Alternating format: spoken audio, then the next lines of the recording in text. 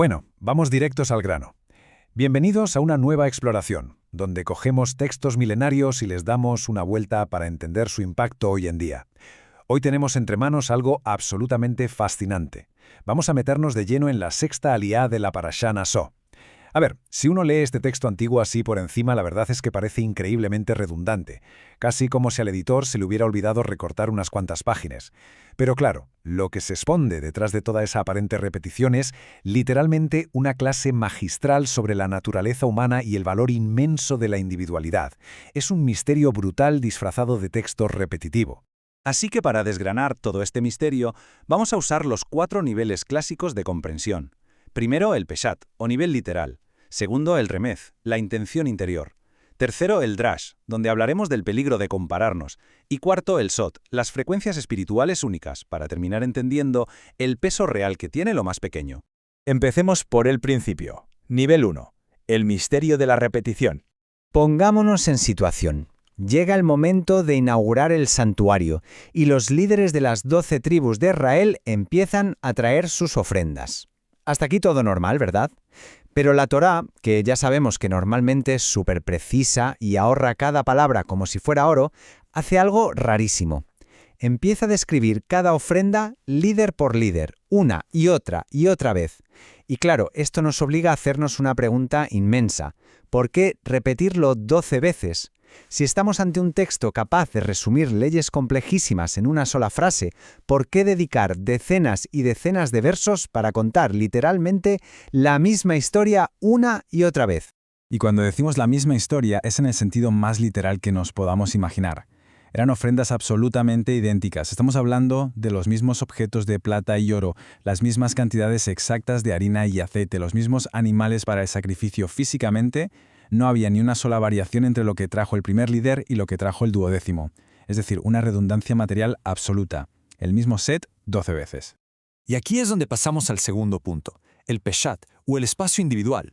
Si dejamos de lado el misterio por un segundo y simplemente observamos lo que hace el texto de forma mecánica a nivel literal, la verdad es que nos está mostrando un respeto monumental por cada uno de los individuos. Fijaos en esto. Ninguna ofrenda se resume. El texto no dice, y los otros 11 príncipes hicieron exactamente lo mismo, fin de la historia. No. Ninguna se omite. A cada tribu, a cada líder, se le da su espacio completo en el registro histórico. 0 agrupaciones por conveniencia. Lo cual, lógicamente, nos lleva a una reflexión bastante profunda. ¿Por qué iba a existir el deseo de escuchar y registrar cada ofrenda de forma totalmente individual, aún sabiendo que eran copias exactas las unas de las otras?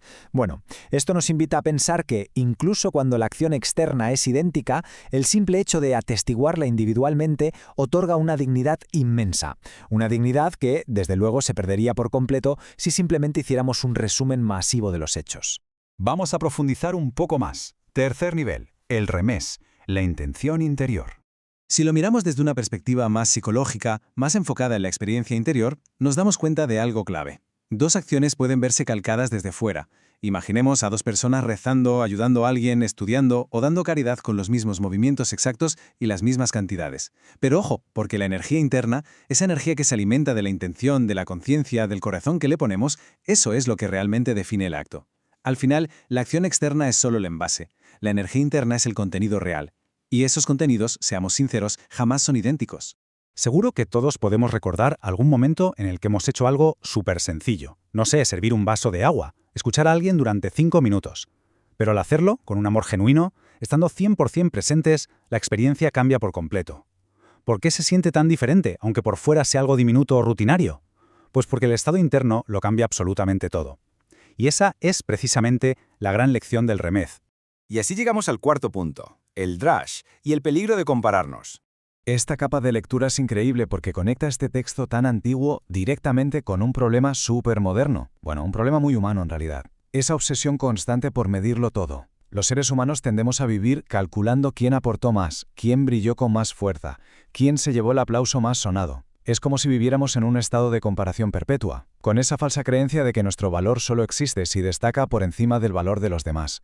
Y es por esto que este texto antiguo es, sinceramente, un verdadero acto de rebeldía.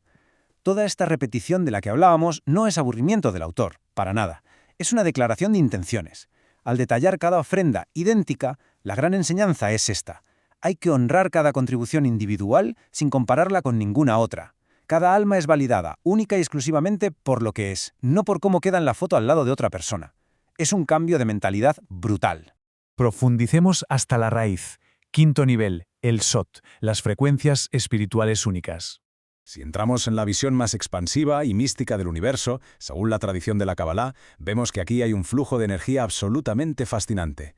A ver, paso 1. Sí, tenemos la ofrenda física idéntica, pero el paso 2 es que cada una de esas 12 tribus representa 12 canales espirituales que son completamente distintos entre sí. Por lo tanto, el paso 3 no es, ni de broma, una repetición de resultados, es la revelación de una luz única y nueva. La física era la misma, ¿vale? Pero la metafísica era completamente irrepetible.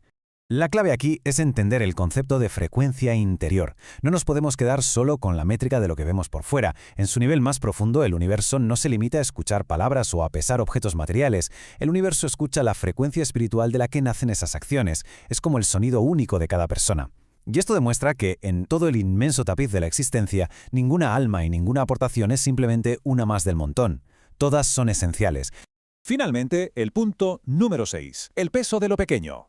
Entonces, ¿qué hacemos con todas estas capas de información integradas? Pues nos sirven para desmontar, de una vez por todas, ese gran mito de que solo las acciones gigantescas y súper ruidosas son las que logran cambiar las cosas. Ni hablar, las cosas pequeñas, cuando se hacen con una conciencia plena, tienen un peso inmenso. Pensemos en una simple palabra de aliento en el momento justo, una ayuda silenciosa que nadie más ve, o una intención puramente sincera. Ninguna acción auténtica se pierde en el vacío, por muy pequeña que parezca. Y creo que la verdad más hermosa que podemos sacar de todo esto es que la forma que tenemos de iluminar el mundo no tiene que parecerse a la de nadie más, para tener un impacto real y un valor espiritual inmenso. Incluso si nuestras acciones del día a día se ven idénticas a las del resto de la humanidad por fuera, nuestro fuero interno, nuestra intención, siempre va a dejar una huella completamente inconfundible. Para cerrar esta exploración, vale la pena llevarnos una pequeña reflexión a casa. ¿En qué áreas de la vida nos enfocamos tanto en medirnos con lo que hay fuera que terminamos olvidando el inmenso valor de nuestra propia frecuencia única? Es algo para pensar con calma. Muchísimas gracias por acompañarnos en este análisis. Nos vemos en la próxima.